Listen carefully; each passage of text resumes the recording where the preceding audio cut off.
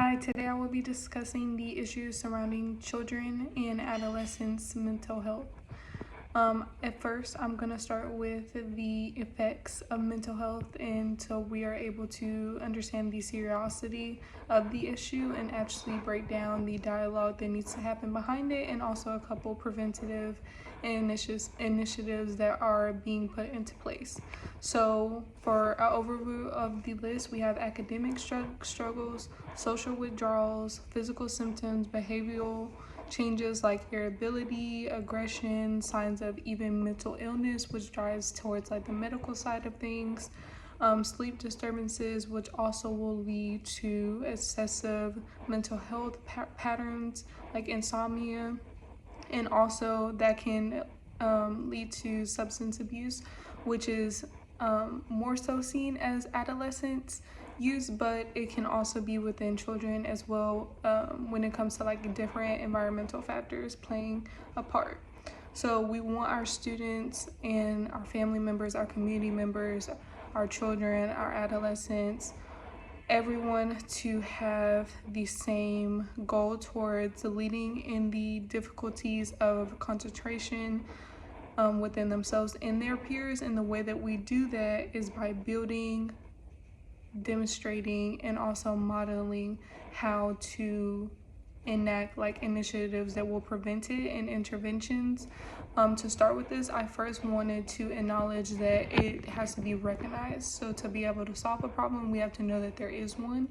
And to do that, I actually found a website survey that can be taken independently, a group, or even in a classroom or district setting if implemented. This is through the Texas Health and Human Services website. So as it is a government funded website. You can go on here under adolescent health. It is also for maternal and children health as well, but it actually has a link for a adolescents behavior and experiences survey, for short ABES. This is for high school students, elementary students, but for elementary students it would have to be taken as a teacher or parent kind of form, because they wouldn't be old enough to actually explain or understand the questions. On average, it's 37% of high schooler students who are reported to have poor mental health, and also a persistence of sadness and hopelessness at a 44% rate that is reported. From here, I was able to gauge two different programs that are launched at this point in 2025, going to 2026 of January soon. One is called Project Launch, and they are a combination of Baylor University with some companies who have now put into an initiative to benefit the wellness of young children from birth to age 8, which was very important to me, to have a program that was not only going to just represent themselves in somebody's life at one point and then disappear or fade off, but was going to be persistent in their growth or downfalls, to where they need that support. It's not just one time in life. We all know that it's ups and downs. So this falls under the authorization of Section 520A of the Public Health Service Act. This was how they were able to thrive and go beyond the school districts or just academics, but actually focus on the behavioral, the physical, and the mental aspects of development. So we're able to reach these like project goals, which are described as effective, innovative childhood and early mental health practices and services. They're ultimately leading towards children and young families as a whole, to build the capacities of adult caregivers, promote healthy and social and emotional development, as well as behavioral disorders. They're able to identify and address concerns to develop serious emotional disturbances. So this is any environmental, social, within ourselves, any disturbances that is affecting the children and adolescents. So it doesn't have a limitation, and that's what I liked about this program. It was successfully launched in 2019 to 2023 was their last reported numbers.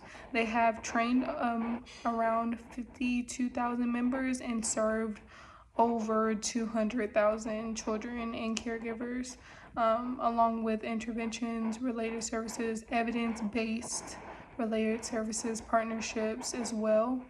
From there, I actually found my second program, which I chose this one because it was more in the medical field. I wanted to have a balanced dynamic to where, regardless of your perspective of wanting to do something that was more proposed by any individual who did a startup and who was able to push that forward, or somebody who was a doctor or a psychiatrist or something like that, you're able to have those choices.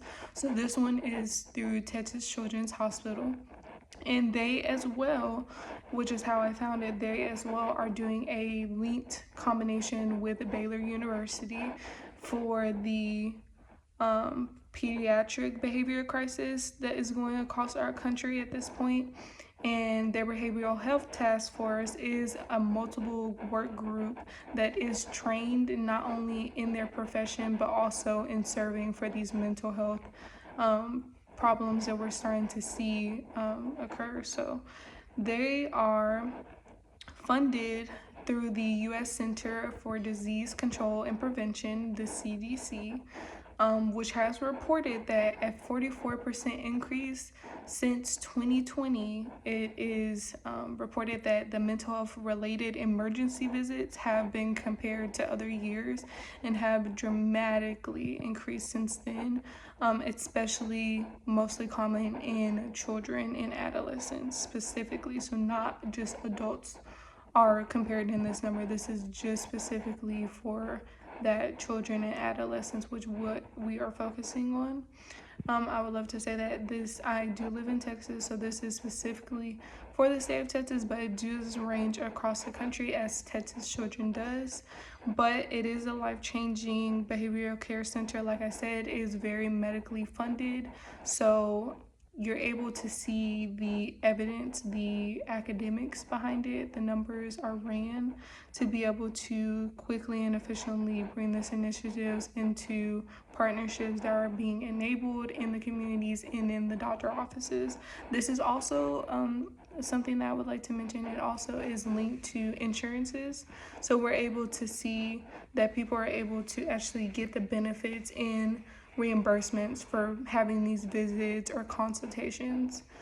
So that is my two, and I actually feel like this is a very important issue because we are able to see that as our children are growing, the estimation of being able to recognize a mental health in a child is estimated to go on longer rather than recognizable early on. And I think that that is the gap that we're starting to see now, is people are not maybe intentionally or unintentionally making those estimates that are coming as almost excuses a little bit, to be able to see that it's more of a problem that needs to be addressed than a child just isn't speaking, or a child just isn't interacting, or they're pulled back because of something else. We just need to dive deeper as a community and as educators as well, and then this is how we do it, by using these resources. So thank you.